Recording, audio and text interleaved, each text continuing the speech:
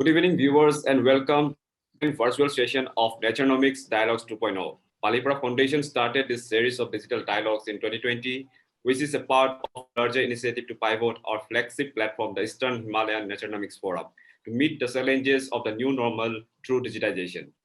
In our previous session, Forest for All, Intersectional Climate and Environmental Resilience, we explored the intersection of climate and environment with the lives of indigenous communities, women, and the queer community in the Western Himalayas. The ongoing pandemic has reminded us of the interdependence between people and environment, between ecology and human health. In particular, how the emergence of diseases such as COVID-19 is linked to habitat encroachment, deforestation, loss of biodiversity, climate change, illegal, illegal wildlife trade, and rapidly escalating ecological degradation. Today's session on the theme Forest for Health will delve into the question of zoonotic diseases, the challenges and solutions to this emerging problem. With our experts, we'll explore how we can integrate One Health approach into managing human wildlife and habitat health for a resilient future. We are truly honored to have an eminent panel with us today, Dr. Sunita Pradhan, Dr. Sonali Ghosh, and Dr. Parag Deka, who will enlighten us with their thought-provoking ideas and solutions that can be incorporated at a grassroots and policy level to integrate restoration and rewilding models in consideration to human and wildlife health and other social aspects of the Eastern Himalayas. Before I begin, I would thank all our attendees for showing their interest and joining in virtually to all our sessions. I will request our viewers to engage actively with today's panel by putting forward their questions in the Q&A box on the Zoom screen. We'll be accepting a total of 3 questions from the panelists, but the questions that will be forwarded we'll definitely try to address to all of them by putting forward a mail to our speakers later. Without further delay, I would like to make a quick introduction to our panelists for today's session. Dr. Sunita Pradhan is an expert in the ecology of red pandas in India and was instrumental in the success of the first ever wild release of a red panda in Singalila National Park. Today, she works with at-risk Eastern Himalaya Office as a conservation biologist, where her work includes research on human-wildlife interactions and biodiversity of socio-ecological landscapes of the Himalayas. Her recent researches include zoonotic diseases in mammals and One Health approach to managing disease. Her previous experiences includes conservation, breeding Himalayan species at the Padmaja Naidu Himalayan Zoological Park in Darjeeling. Our second speaker, Dr. Sonali Ghosh, is an Indian Forest Service officer with more than 23 years of work experience in the field of wildlife and natural heritage management in the country. She has a dual master's degree in wildlife science and forestry and a PhD in geography from the United Kingdom. A co-editor of 2 books, Cultural Landscape of Asia and Wild Treasures, Reflections on Natural Heritage in Asia, Anthropology. Dr. Sonali's research includes ex situ conservation, protected area governance, and exploring nature-culture linkages for heritage conservation. Currently, she is serving as the Deputy Inspector General of Forests, Central Zoo Authority with Ministry of Environment, Forest, and Climate Change.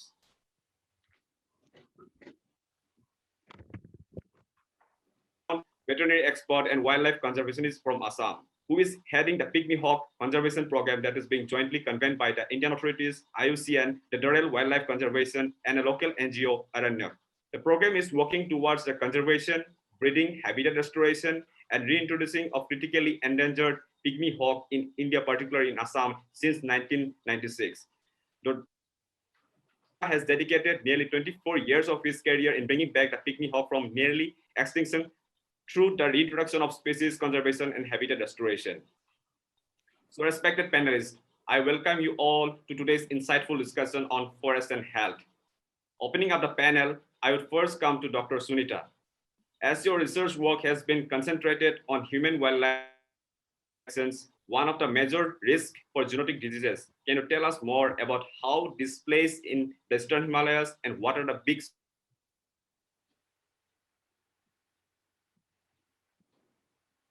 over to you, Dr. Sunita. Right. Thank you, Sandeep. So I don't have an audio visual actually, so I'll be speaking itself. And so good evening, everyone. As Sandeep said, with our work and engagement on human-wildlife interactions here in Eastern Himalaya, E3 Eastern Himalaya, we understand and realize that is a there is this whole dynamics of the environment or the ecosystem that is involved in human-wildlife interaction events, be it nature tourism, persistence of species in socio-ecological landscapes, and zoonotic diseases and others. You know, the landscapes where these events happen are extremely heterogeneous, and the mitigation processes are non-linear, usually involving many sectors. So this is true for zoonotic diseases also. And it is not only human-wildlife interface, it's not just human and wildlife interface. Zoonotic diseases have involvement of domestic animals along with a gamut of other factors in their shared environment. Hence, it's usually human animal, both wild and domestic, and their shared environment interface. And this is what the concept or the framework of One Health tries to capture. You know? So, and so this signifies not only the forest system, but the other ecosystems such as agriculture, urban, and also are very, very important and have linkages to disease emergence. As far as agriculture is concerned, agriculture expansion has almost been singled out as a strong contributor to loss of natural habitats and forests. Agrarian dynamics such as agriculture intensification, intensive livestock operations, natural resource use and exploitation, human-wildlife conflict, food supply and transportation, spread of pathogens across transportation network, infrastructure development, non-farm livelihoods such as tourism, all have their share in facilitating disease emergence and amplification. Agriculture ecosystem is also the zone where human animal, be it domestic or wildlife, contact rate is higher. And so I will, try to explain this interface with an example of a disease, which you all must have heard, and this is the Nippovirus, which involves wildlife, domestic animals, and human interface. So Nipah had its first outbreak in Malaysia in the late 90s, and it in a pig farm actually. The disease was transmitted by a fruit bat, the Pteropus species, which visited the fruit orchard adjacent to this pig farm, right? Following the fragmentation of this habitat. So the contaminated fruit that was eaten by the bat were then eaten by the pigs, which infected them, and then the human beings were in the area were infected. So this is an example of disturbance in bat habitats, right? Pig farm intensification in an agriculture ecosystem. And when the pigs from Malaysia, when these infected pigs from Malaysia were transported to some other places like Singapore, these places also, these destinations also had a small outbreak of the disease. And this is an example of the spread of pathogen in transportation network of live animals and other products, food products, right? So this scenario is very comparable to that of ours in the Eastern Himalaya with the fruit bats.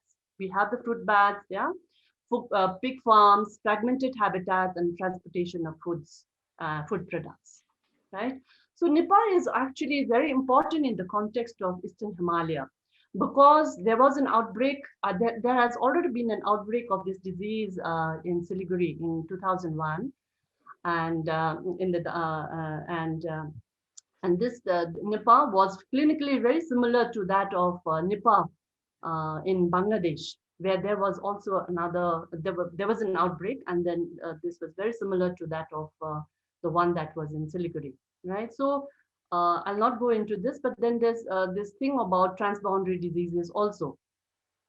So, so to answer the question as to how this plays out in the Eastern Himalaya, I would say that Eastern Himalaya has the natural habitats, the rich biodiversity. It is predominantly agrarian landscape, has a growing human population, has growing urbanization, has fragmenting habitats, it is transboundary in nature, it has tourist inflow with relatively inadequate health infrastructure, And these are some of the requisites which facilitate disease emergence and re-emergence. So, so Eastern Himalayas has all the most of the requisites for disease emergence. So as far as research is concerned, there is this whole body of research that has been undertaken on infectious diseases in the region. I mean, there's quite a lot of research. So our review of some of this publication for the Eastern Himalaya has listed 12 zoonotic and vector-borne diseases of concern for the region. We are also trying to understand the mammal groups largely responsible for disease emergence through fieldwork and through literature. Having said this, there is a need for increased, we are mostly working in silos like, wildlife biologists and, veterinarians and, social scientists and foresters. So there is a need for increased interdisciplinary and collaborative research to better understand the nexus between emerging diseases, forest, land use, forest management, along with other factors influencing the Eastern Himalaya. So that is it, Sandeep. Thank you.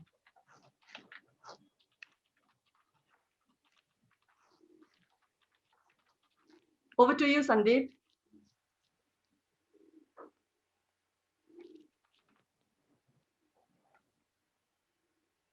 Sandeep, you are muted. Sandeep, please unmute.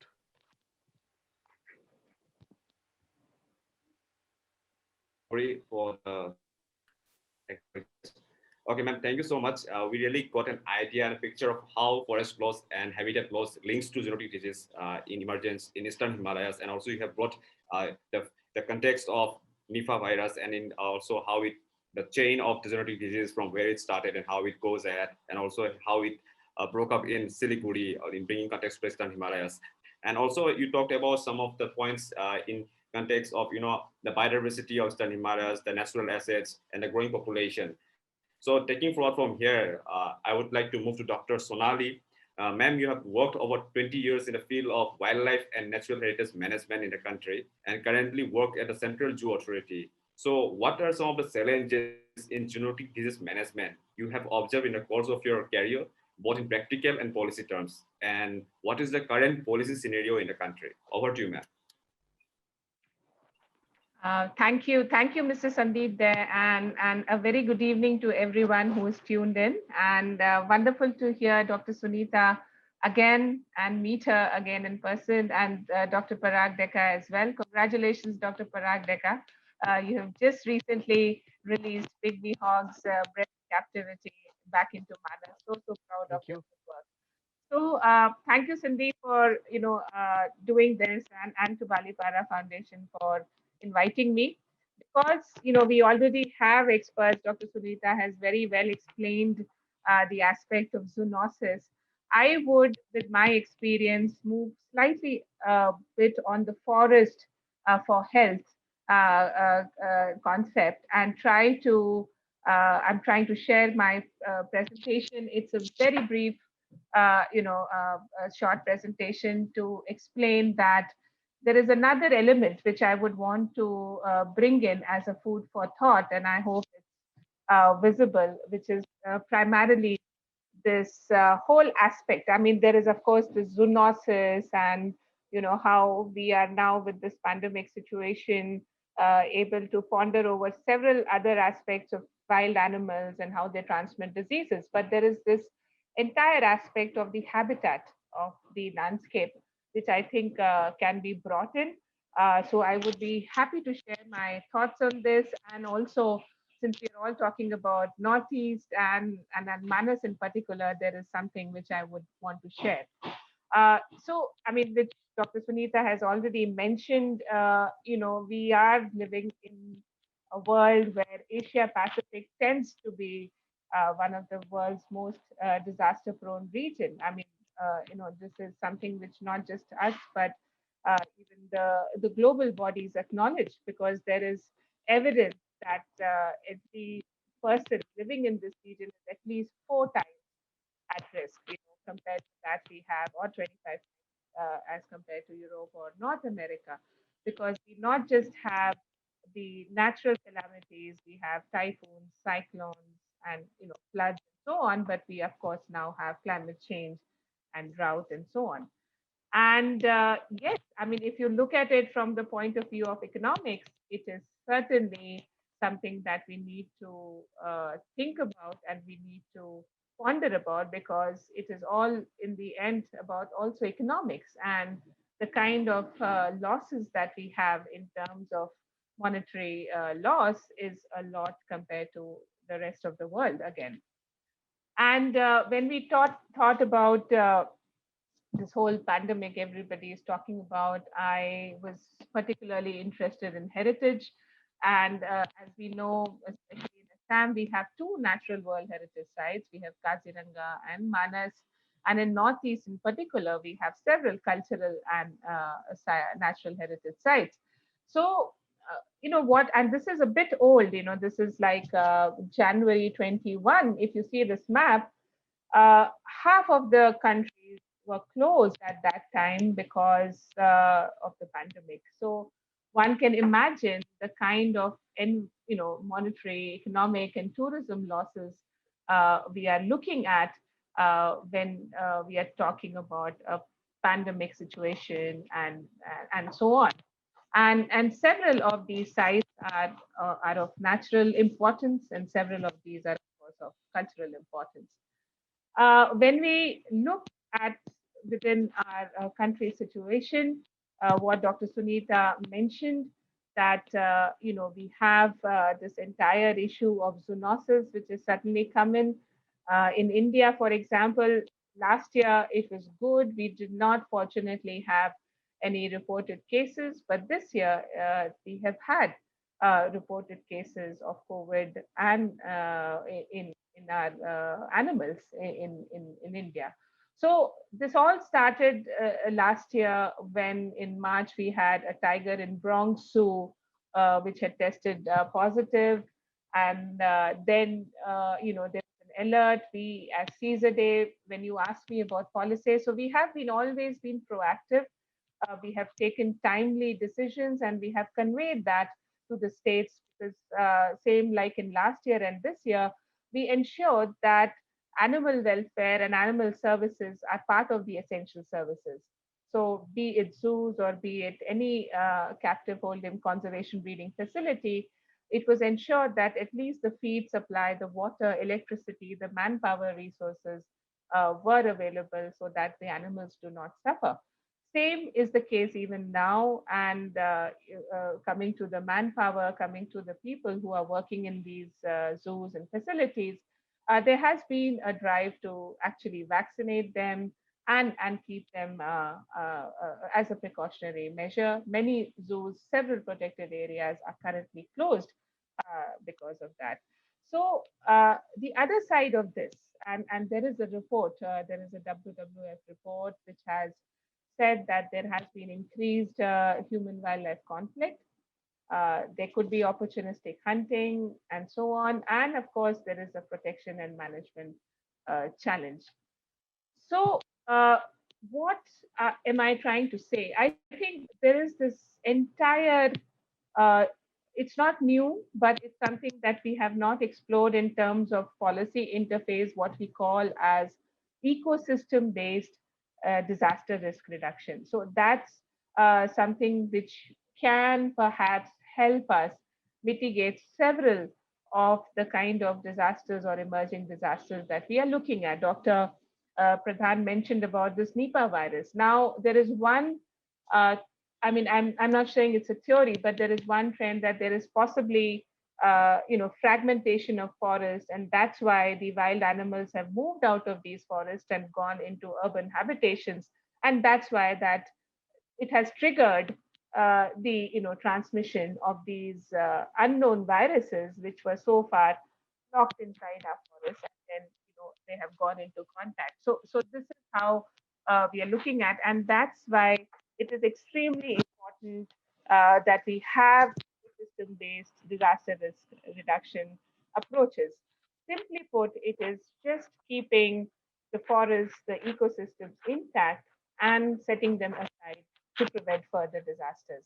And I can share the example of Japan. So in Japan, after the tsunami, they actually set aside national parks to protect the coastline, to protect the people living in the urban areas. So they said that we need to set aside large bases and large areas. Same is the case of Sundarban.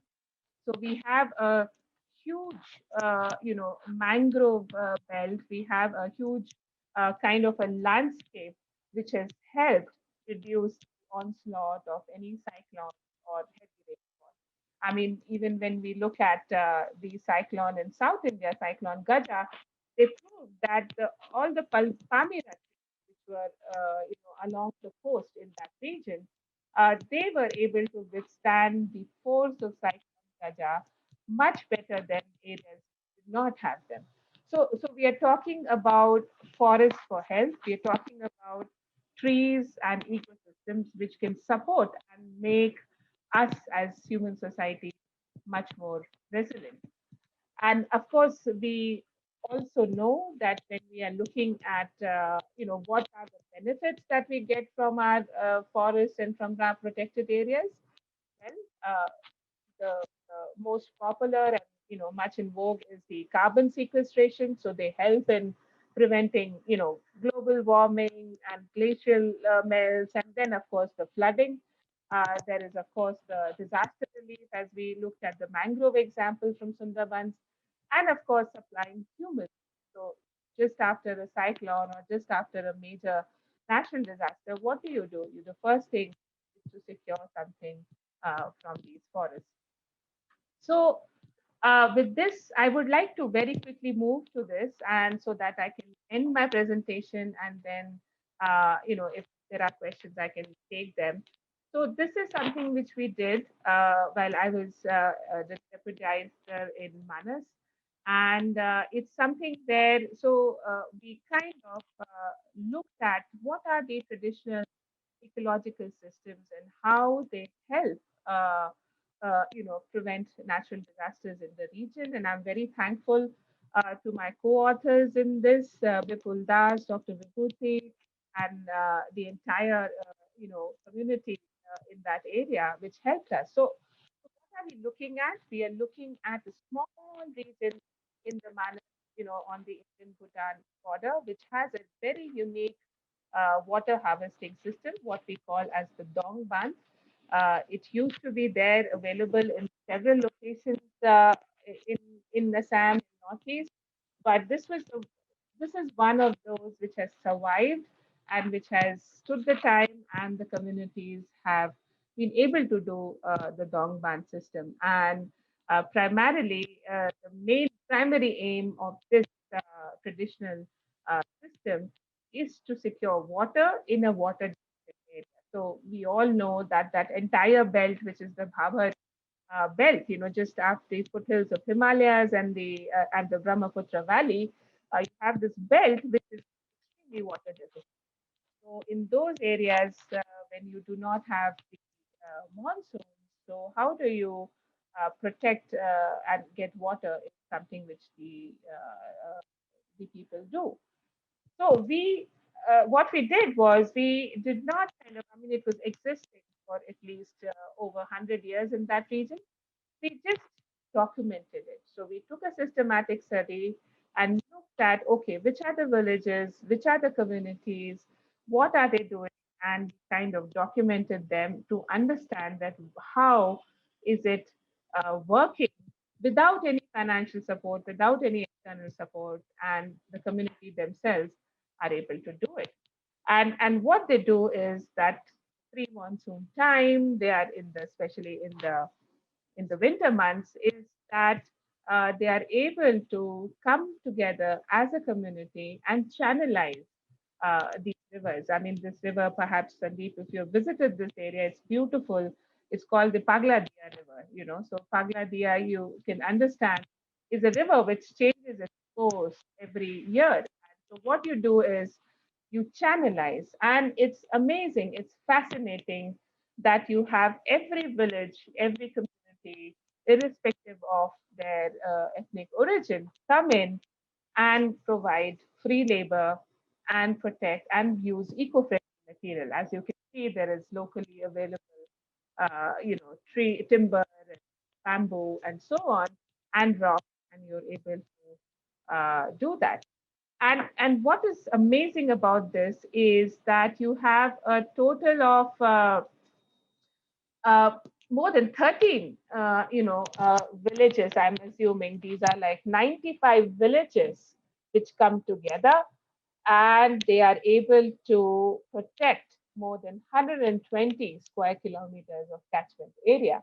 And this is shared, as they say, selfless service without any sort of a financial or a monetary support, and they are able to kind of do this.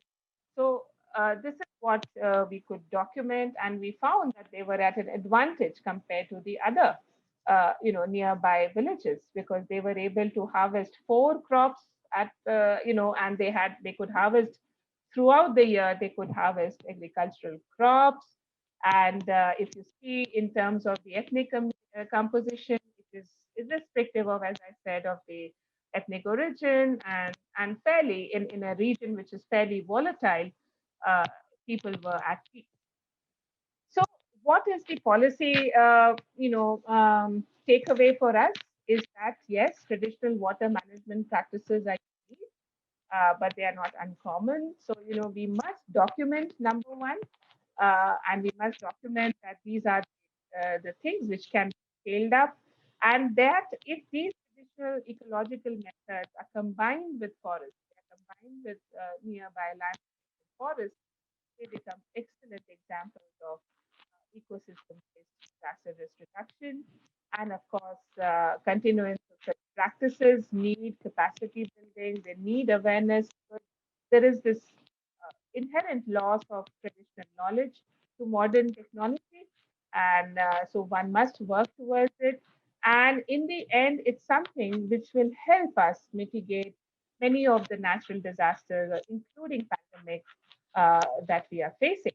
And once we document, and all the youngsters who are listening and viewing this, it starts with that. Starts with that basic documentation and observations, and at the policy level, because as you can see in that photograph, it's the Suban Katha Dongban Committee, which is giving a national award in Delhi because of the good work. So it does get acknowledged, and it is high time that we think about forests as not just as a provider, but also in terms of our ecosystem health.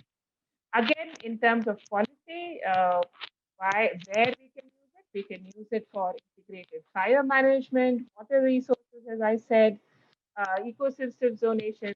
We have, of course, the protected area management, and even strategic environmental assessment. So, in all this policy level initiatives, it's included. So, thank you.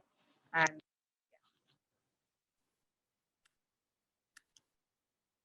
Thank you, ma'am. It has been a really insightful talk. You really highlighted some of the, measures and adaptation strategies in context of disaster resilient through ecosystem services. And you talked about the mangroves, then came back to Manas and highlighted how, traditional knowledge systems can help in restoring and rewilding, also fight genetic diseases at current scenario.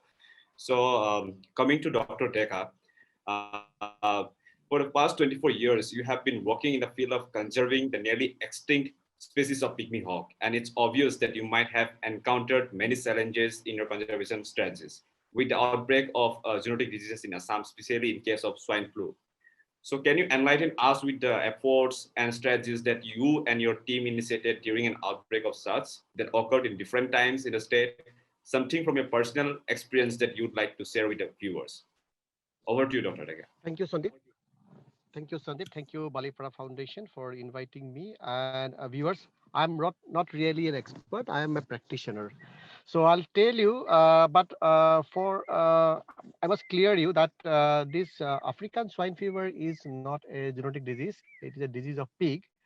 But the entire year of last 25 years of working in the pygmy hawk conservation program, we had challenges from a human disease. And one point of time, if I remember, in the beginning of 1999, there was an attack of a human salmonellosis on pygmy hawk, but we have been able to control the disease ourselves. But while working in this kind of captive environment, we need to be aware about the disease risk that our animal can face, and we have to prepare ourselves. And basis to start your environment and protect it from entry of disease, and to understand how the disease can enter in a captive situations, or in any other situations, basis to conduct a disease risk assessment while you design a captive facilities. So coming back to the present scenario in last year or a couple of years ago in 2018, I am aware about all the big diseases. We know we have certain degrees of biosecurity in our captive centers, but I'm aware about, or we are aware about the African swine fever, because it's no treatment, no vaccinations, nothing. So when it reached in 2018 in China, we thought we'll be safe because we have a great Himalaya in between us. So I thought, okay, maybe we are still safe until and unless it reached Myanmar or Southeast Asian other countries. But government of India was quite aware about this disease. And if I remember, in 2019 beginning, the disease reached Tibet and close to the origin of the river Brahmaputra. And at that time, I think in June 2019, Government of India issued a awareness kind of an order to the all Southeast Asian state, or this part of the state, to be aware about the disease and try to think about how may it come to our state. But it reached in the January 2020, and in one of our publications, we try to hypothesize how it might have come to Arunachal Pradesh and then Assam. And we found that maybe the Brahmaputra is the region, maybe in somehow in somewhere in Tibet, they throw the carcass, and it by it there's water uh, flow, the river flow from river, it came to somewhere in Arunachal Pradesh in Pasighat, where we have reported of first this outbreak, then everywhere in Assam. Anyway, during that lockdown, if I remember, in sometime in March, there was lots of outbreak happened in uh, eastern part of Assam, and I came to know about disease, and we try to understand what this disease might be, and seeing the death pattern and mortality, we are almost convinced that this might be the African swine fever. So I immediately do a quick DRA, disease assessment, and try to use two metrics, try to understand how the disease may come to us, and we analyze our all stuff and also all the sites. And based on that, we immediately implement a kind of a biosecurity. We call it level 3, and try to mitigate the or try to find out the hazard and try to block the all entry of the all hazards. And that's how we still are safe, and we are able to uh, uh, even reintroduce pygmy hawk between these two outbreaks. And very recently, yesterday and last year, we released 14 of them in Manas National Park. But that's not enough. That's a matter of time. But we have to really be careful how we go ahead with this plan and how we take further care. So with that approach, what we did, we conduct a proper DRA with an expert from Royal Veterinary College and then the ZSL, and we employed a student, and she just completed her DRA, and she evaluated our biosecurity protocols, and we need to make maybe include few more things to make it more robust. We are going ahead with our plan. But at the same time, when it was happening here, our government here, government of Assam, was aware about the disease. They implement, so they advise many uh, many measures to all the national park. Our central zoo authority, particularly, they advise, they send some, I mean, order or some kind of advice to all the zoos of the northeastern region to adopt certain measures.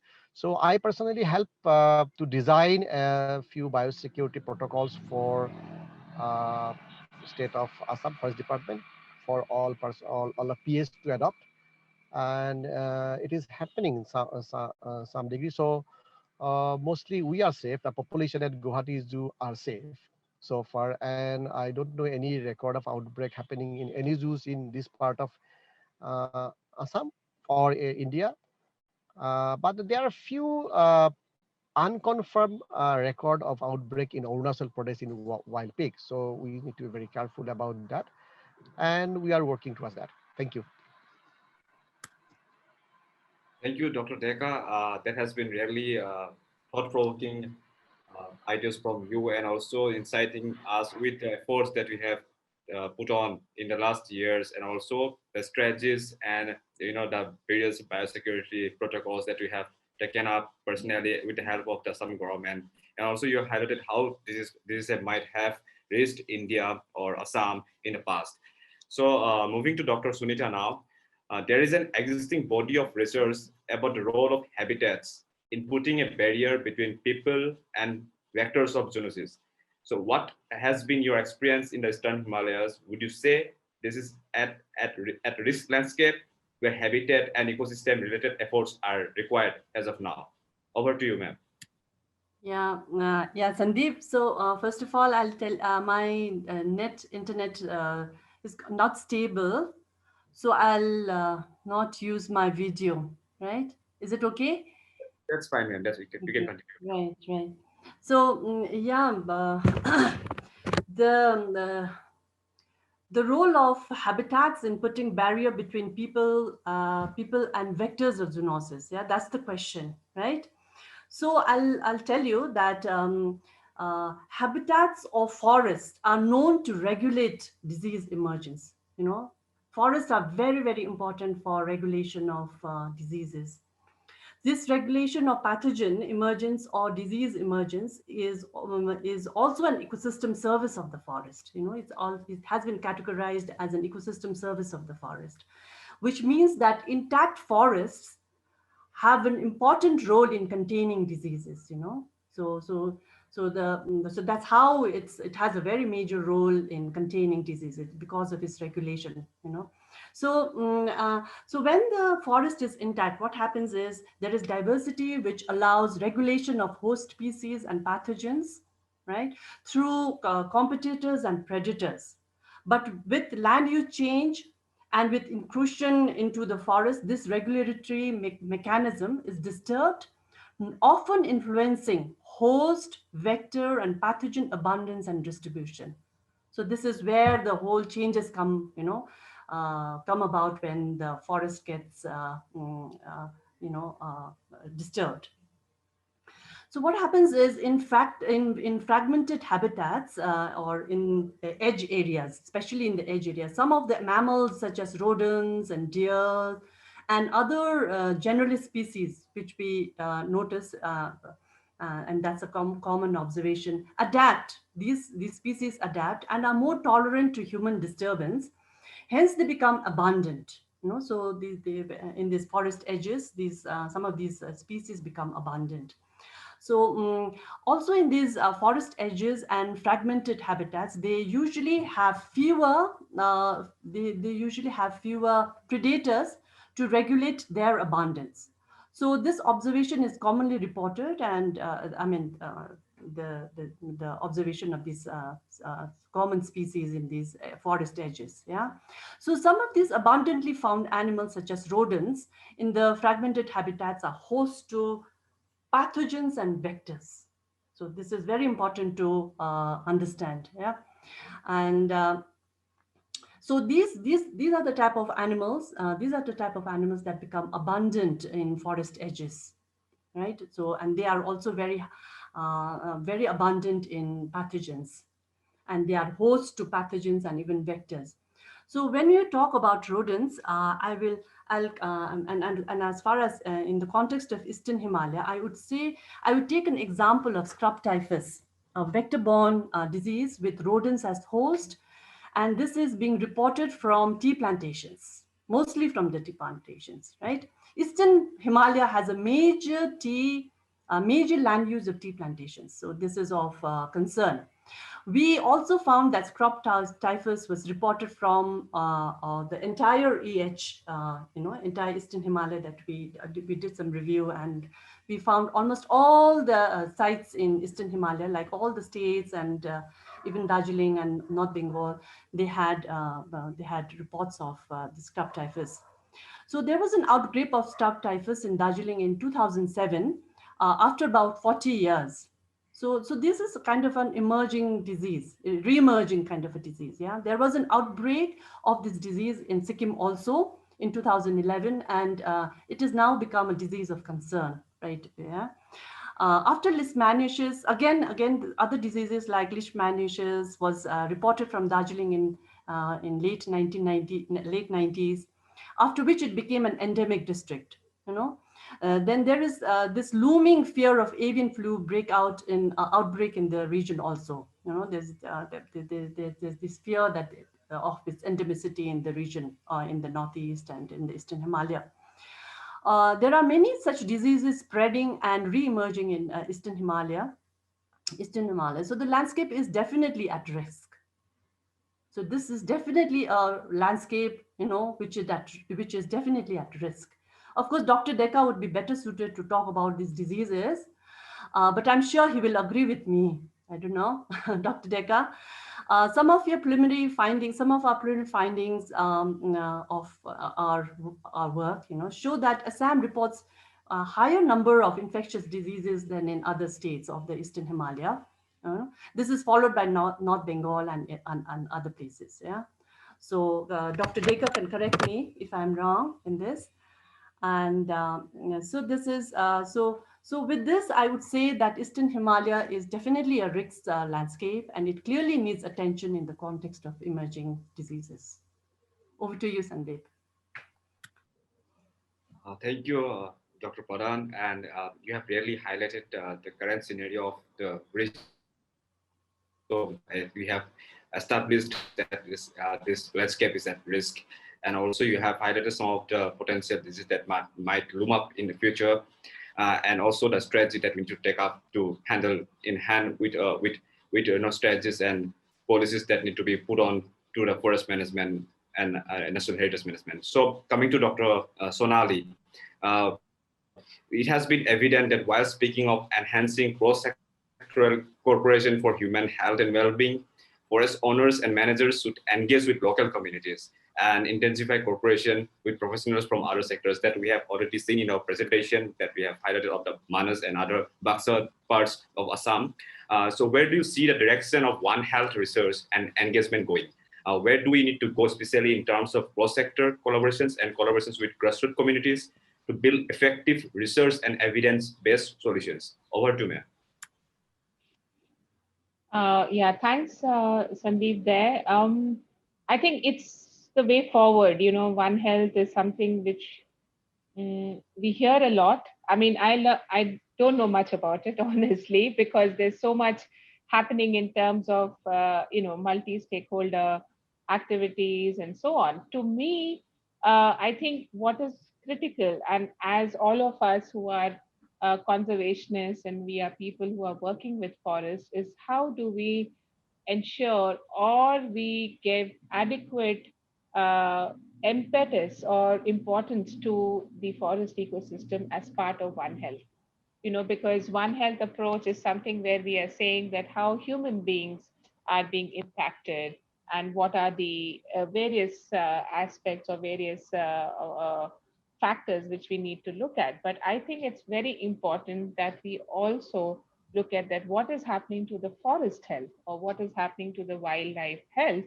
And that is an important component when we are saying that this is the way we need to look at human health.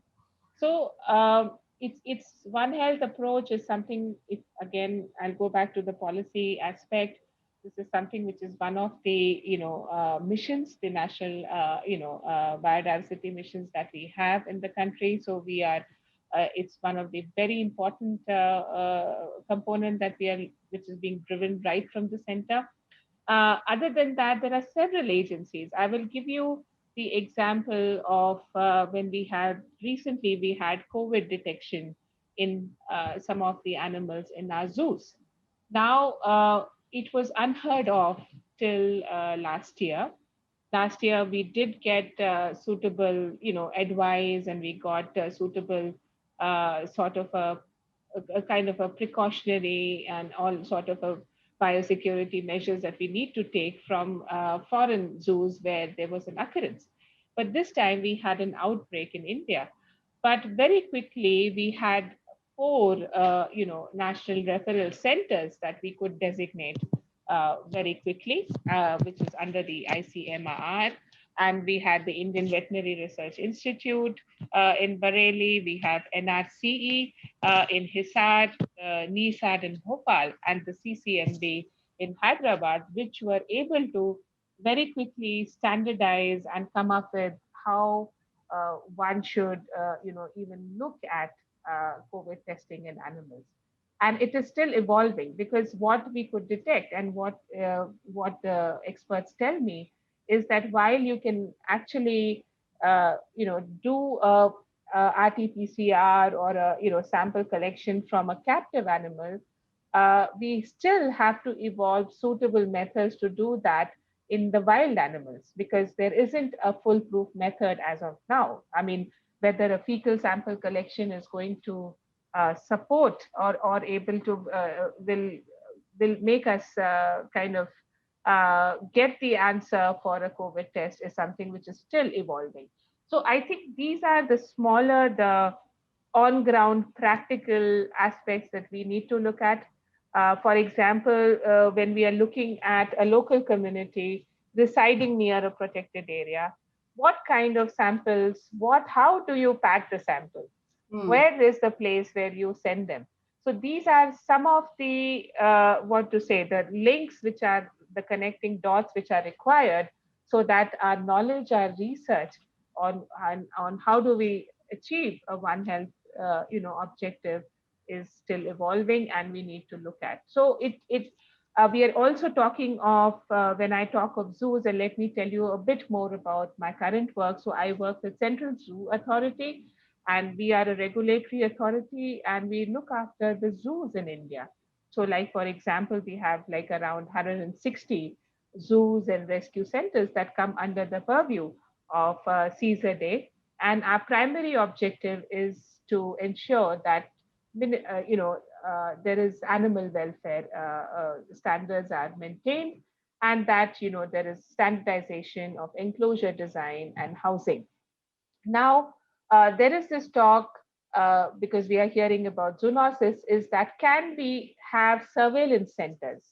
Because many of our zoos, many of our these rescue facilities, they house captive animals, and we are able to. So, should there be a station? Should there be like a monitoring 24/7 monitoring station in these zoos or in these locations, which are able to kind of report, record if there is an outbreak, and should it then report, and systematically then a pattern can emerge, like what Dr. Pradhan was saying. We have this very interesting and disease that I have read of, is the monkey fever disease, the KFD as they call it. Now it's extremely localized. It happens in a very, very small locations in South India, in Karnataka and that area, the Kyasanur forest disease. Now, how did it happen? Why did it, what was the genesis? What were the origins of it? Is still something which is evolving. And so there is a need to kind of have these surveillance systems. There's these locations where, we can come up and pool all this data and fuel into the One Health approach. So that's what I want to say. Thank you. Thank you, ma'am, for your insightful words. And definitely you have shed a light on how collaborations is required to fight zoonotic disease in future. And so what kind of strategies, and also research centers and Jews communities. I think at this point of time, awareness about zoonotic diseases within the fringe communities of Western Himalayas is much required. So to Dr. Deka, did work on biosecurity planning to protect the pygmy hawks.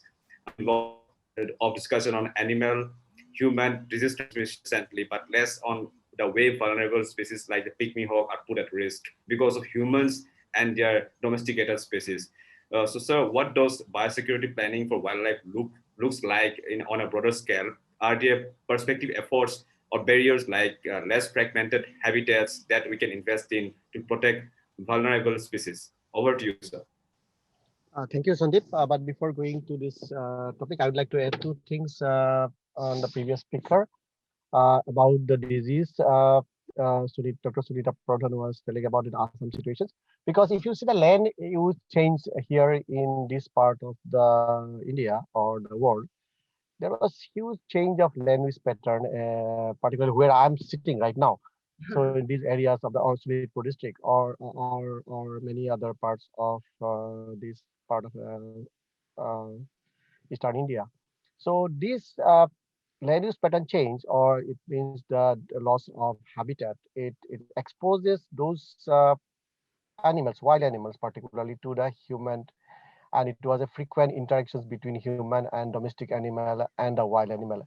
And that might be one of the reasons why we have more outbreak of many diseases.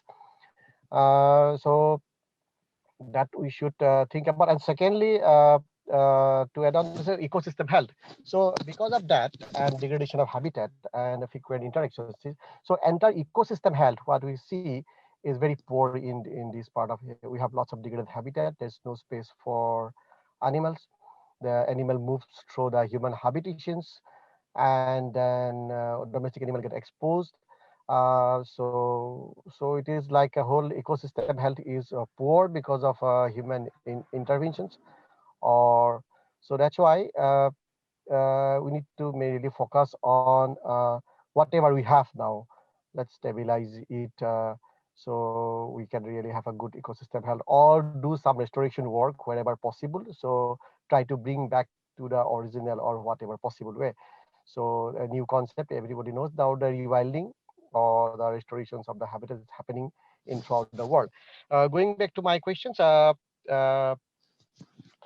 if you see the Indian scenario in all in national park, in I think in at the beginning of the beginning of the WII, uh, what they suggested to create a barrier of safe domestic animals and the wild animal. So as a kind of a call, ring vaccinations. So vaccinate the animals at least 2 kilometer radius around the park with certain livestock diseases, so that it, because this anyway this wild animal going to come to this outside the park some point of time, and also the domestic animal may go inside the park. So better to create a safe zone about 2 kilometers, so that uh, those domestic animal get vaccinated, so no disease can transmitted between these wild animal and your domestic animal. So that was practiced for long term. It's happening is till now in all PAs, particularly in Assam. I'm what I know. Uh, Perhaps we need to review that particular strategy to include few more diseases in the vaccinations program, few more new vaccines, particularly for pig, maybe the classical swine fever vaccines, and many poultry diseases. Many new diseases are coming, which is also zoonotic in nature. So maybe we can think about including vaccinations program for poultries. So that is one of our approach may happen. Secondly, if I see the scenario in last year when we had the African swine fever outbreak, uh, one very interesting thing was executed in Kaziranga National Park. They they dug a trench around the park border in certain areas where there is possibilities of interactions between domestic pig and a wild pig, so that disease is not going to transmit from the domestic pig to the wild pig. So that was very interesting thing. So that's it, that we can call as a compartmentalizations or some sort of a barrier thing. In recent outbreak this year, there was an outbreak in Germany where of African swine fever. They did a very another interesting thing. They put a fence in certain areas where they know there is wild boar, and they try to protect their domestic animal from the wild boar. They stop interactions, but it is not going to happen in place like our countries because it's not possible to put a barrier in certain areas. So we have so many large mega herbivores. Barriers are going to work here, but that is one of our example of compartmentalization. So that was happened there. Also, going back to the African swine fever scenario in last year, there was very important notification circulated by the Chief Wildlife Warden here in Assam. We helped to design that notifications. You see how disease transmitted from the domestic to the wild or from a wild to domestic. It's a few carriers, and human as act as a carrier. See, our park managers, our protection staff, frontline staff may carry disease. So there was an advice from the Chief Wildlife Warden not to go on all park dwellers, not to go to any pork market. Don't bring pork to your camps so that it can reduce the chances of entry of those pig diseases or particularly your African swine fever to your uh, pig population. That was very good advice. I think we should recommend that for as a part of your uh, part of management of the park.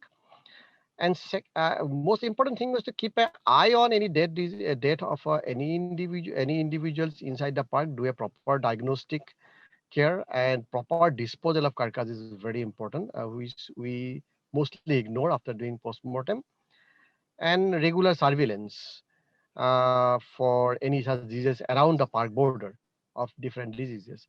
Now, what I'm doing with my part in as a keeping our pygmy hawk safe. So what we plan to create a uh, uh, 2 kilometer radius, a kind of surveillance zone, or I can say a safe zone, where we going to really work with the because most of our area is a tribal dominated area and they keep pigs. So if we can aware about them, what is the disease about and how they can adopt a simple measures to keep their pigs safe as a kind of a simple biosecurity measures, then the disease is not going to come close to our pygmy hawk captive breeding centers in both in Guwahati and both in Nameri. And that's how perhaps I can create a safe zone for our pygmy hawk. Also, at the same time, we are working with the park management in Manas National Park with the eco development committees. We train so far in 200 household around Manas uh, about modern keeping methods, so that also it includes the biosecurity, so that people can earn money by keeping their pig safe. At the same time, they are prevent entry of disease to that 2 kilometer. So it is so it make a safe area. So the disease is not going from them there to inside the park. It means our pig, our wild boar are safe or our pygmy hawk are safe. That is happening right now here, and that I think that's a way to go forward to save the wild boar and pygmy hawk or other other wildlife. Thank you. Thank you, Dr. Deka. That has been really informative from your part and giving us, some result-oriented ideas that we can look into. Quickly going to our questions from the audiences as we are running out of time. I would like to ask one last question to Dr. Sunita. So this is from an audience. Do you think that COVID is going to bring about a greater focus in protecting and restoring habitats in the Eastern Himalayas? Have you seen any shifts in thinking and doing already? I think Dr. Sunita can. Oh yes, I think there's a strong realization that there's something wrong with our relationship with nature. I feel there's a strong realization about this now, and this is also reflected in so many of so many of the international, like for example, this was declared as UN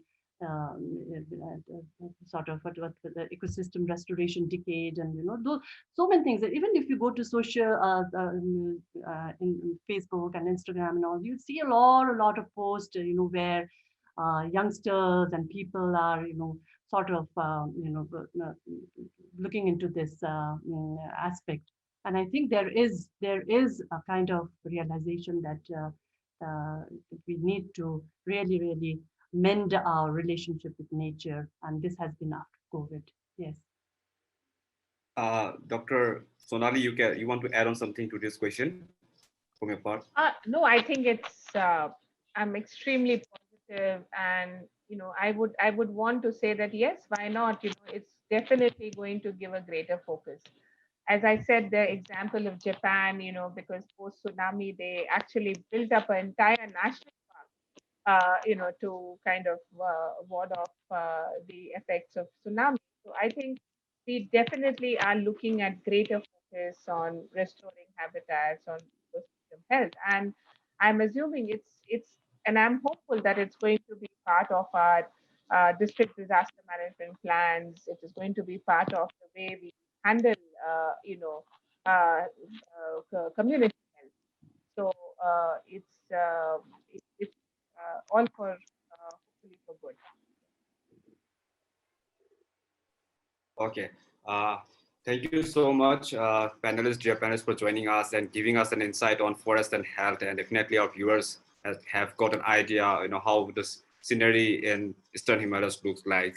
And also I thank our audiences and participants to joining in and engaging actively to the sessions. I think our sessions have insight to the current scenario of Eastern Himalayas in context to COVID-19 and also bloom up in the past. With this, I would like to close the session. I would like to thank Edric for being our knowledge partner and curating this session. And I would also like to announce that our next session will be on 31st, and you can get our registration done. The link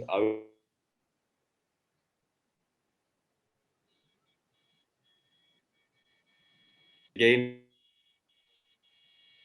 Thank you.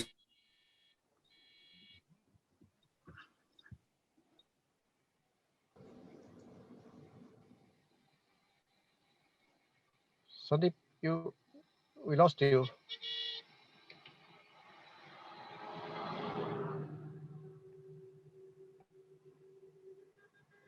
Can you hear me, sir? Yes, we can hear you. Thank you. Okay.